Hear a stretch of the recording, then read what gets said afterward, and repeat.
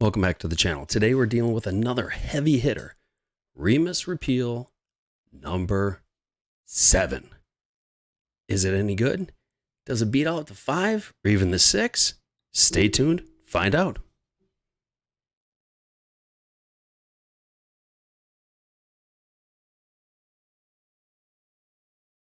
Like I said, welcome back. Today we're dealing with REMUS's repeal number 7. I had the 5, which is one of the best out there, hands down. I'm not going to lie. That bad boy was anywhere between 13 to 16-year-old whiskeys, and it was $80 of deliciousness. Then last year came out the REMUS Repeal 6. I was like, okay, I really liked it. Kind of looked at it and was like, oh, getting a little youthy. And you're bumping it here in Michigan is now $119.99 or $120 plus tax. I was like, yeah, it's a little thin and weak. Now, today I just got from Discount Drinks up the street their last bottle of number 7 for, again, you guessed it, $120. This is 6% of 2007's 21% bourbon, 26% 2013, that's 21% rye, 26 of 2013, 36% rye, 2014, 21% of rye, 21% 2014 bourbon, with 36% rye. Like I said, on the back, it says December 5th, 1933. Prohibition was repealed in the United States with the passage of the 21st Amendment to the United States Constitution. In commemoration of the milestone, we created REMUS Repeal Reserve. This 2023 limited edition bourbon leads with the aromas of caramelized pecans and candied cherries, with a hit of plum and a little bit of peppermint. Initial taste includes caramels and raisins, and followed by cinnamon and barrel char, with a slightly vanilla brown sugar. The finish offers intense cinnamon and peppermint spice with a lingering vanilla note, caramel, and oak.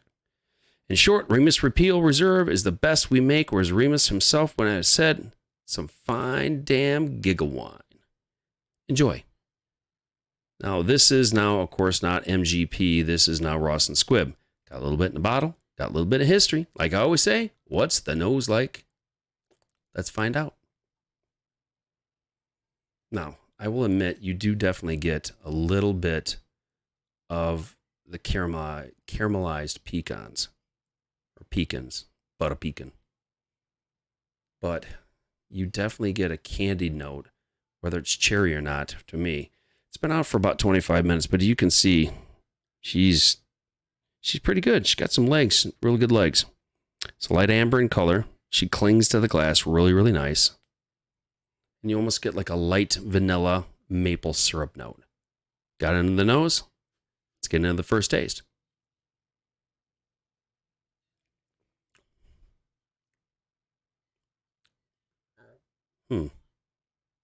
This is definitely not thick like the number 5. And the number 6 was like a step back. The Kentucky Hug kind of hits you here gently, and then gently blossoms out here. It's not really like overpowering. You get a little bit of the caramel and maple, but to me, honestly, it's kind of thin.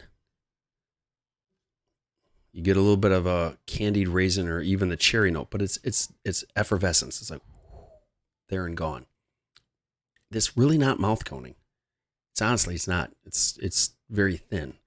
I was expecting, looking at my notes, a little bit. I mean, you got 10-year-old, 9-year-old, and only the 6% of 16-year-old, but I was expecting a little better mouthfeel for 9 and 10-year-old. I mean, I've had some that I'm looking over there that I'm going to review.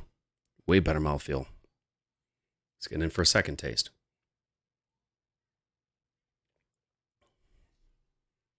You definitely get a cinnamon right there on the mid palate, kind of right in the back, or the throaticals. A little bit of the barrel char. The peppermint spice, honestly, I'm not really picking that note up. It's like I said, it's the lingering notes of vanilla, the oak, a little bit of the maple. But honestly, guys, I'm not gonna lie, it's really damn thin. For $120, you better be bumping up the mouth taste on this. I'm kind of getting tired. I mean, I agree with a lot of YouTubers out there. I'm really getting tired of them bumping these prices up. I understand, things are, fluctuating like they are. It is. But boy, I'm telling you what, if you're putting out a product that's anywhere between 9 to 16 years old, little on the 16, more on the 9 and 10, you better punch that mouth taste up, because this to me is very thin. I had a day or two ago, I had some of the 5 compared to the 6. The 6 kind of when it's been opened up for a year, and it's but this much out of the shoulder, it had a really good flavor. Not as much as the 5, which again was just a mouthfeel of red fruit, glorious, oaky vanilla notes. This is, I'm going to say honestly, is a try before you buy. It's very thin tasting compared to the 6.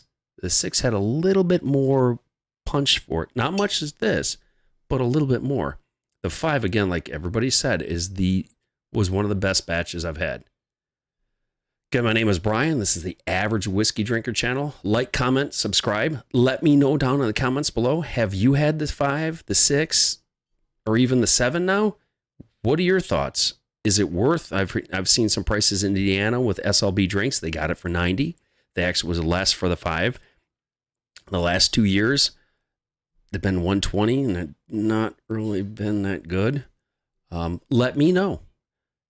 Thanks for watching, and I'll talk with you guys soon. Oh, like I always say, find a bottle, open a bottle, enjoy the bottle, because good whiskey, even expensive now whiskeys with an age statement, are always meant to be shared. Thanks again for watching. I'll talk with you all soon.